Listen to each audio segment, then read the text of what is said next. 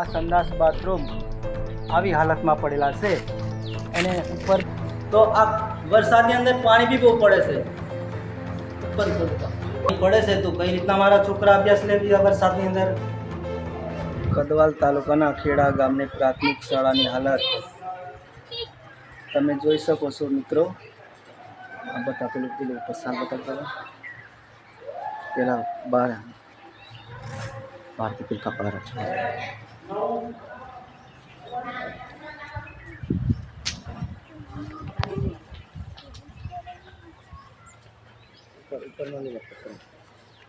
આ પ્રાથમિક શાળા લગભગ 60 વર્ષ ઉપર થાય છે।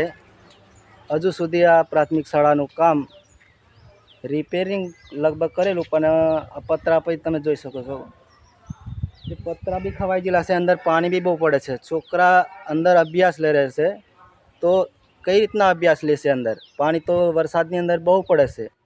અંદરની હાલત તમે જોઈ શકો છો।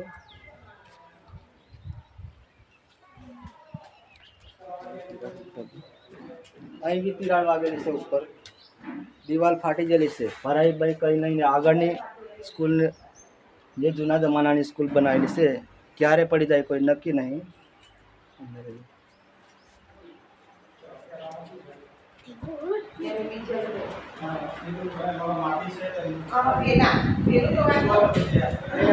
ઊભી તિરાડ વાગેલી છે અને અંદર છોકરાઓ અભ્યાસ કરી રહ્યા છે। ક્યારે પડી જાય એની કોઈ ગેરંટી નથી। એની જવાબદારી કોણ આગળ શિક્ષણ મંત્રી લેશે કે કોણ લેશે? આ નવો રૂમ મંજૂર કરશે એવી અમે આશા રાખીએ છીએ। તમે જોઈ શકો છો આ સ્કૂલની હાલત। અહીંથી આપણી નીચેથી ગેટ ઉપર લગન તિરાડ વાગેલી છે નીચેથી।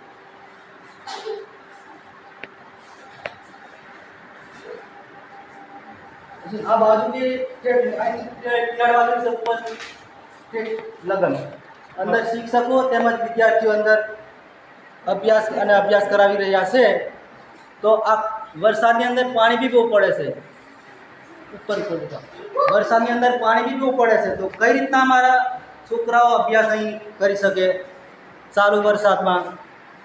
તો આ જે નેતાઓને મેં પેલા ધારાસભ્યને બી આપ્યો તો ઠરાવ 2023ની અંદર તારીખ 10/13/2023ના રોજ ડાયરેક્ટ ધારાસભ્યને ઠરાવ આપ્યો હતો પણ અમારી આ ગામની શાળાનો એક રૂમ મંજૂર કરેલ નથી।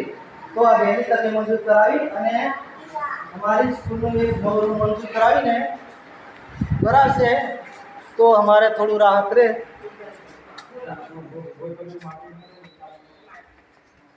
આ શેડનું કામ બી ઘણા સમયથી કામ કરેલું છે પણ શેડનું બી કામ હજુ પૂર્ણ થયેલું નથી તો આ શેડનું બી કામ વહેલી તકે પૂરું કરાવશે।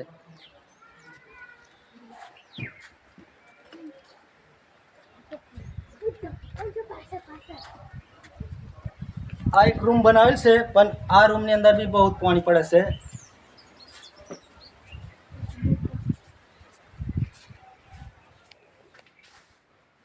આ જોઈ શકો છો ઉપર તિરાડ આમે બી વાગેલી છે। આમાં બી વિદ્યાર્થીઓ 1 થી 5 ધોરણની સ્કૂલ આવેલી છે બંને થઈને। આ ઉપર તિરાડ વાગેલી છે। આ બીમ બી ક્યારે પડી જાય કોઈ ગેરંટી નથી। તો આની કાર્યવાહી શિક્ષણ મંત્રી કરીને જલ્દીમાં જલ્દી રૂમ મંજૂર કરાવીને આ પોપડા ઉખડી ગયેલા છે।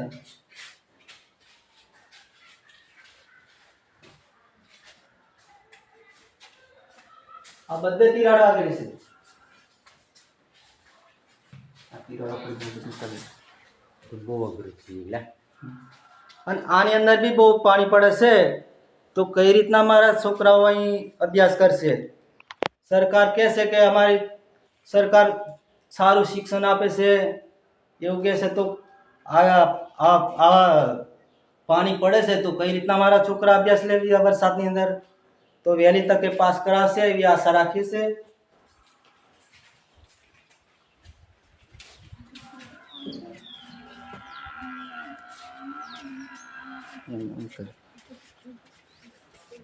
જે નેતાઓને પણ મેં કહેવા માગું છું કે ધારાસભ્ય, સાંસદ સભ્ય તેમજ સરપંચને બી કહેવા માગીએ છીએ અને જે આ બીજા બી નેતાઓ હોય એમને બી કહીએ છીએ કે આપણી ગામની પ્રાથમિક શાળાનું કામ એક રૂમ મંજૂર કરાવીને નવો રૂમ મંજૂર થાય એવી તો કેવું કે આપણા ગામના છોકરાઓને નવા રૂમમાં પેલા રૂમમાં બી બહુ પાણી પડે છે, આ રૂમમાં બી બહુ પાણી પડે છે.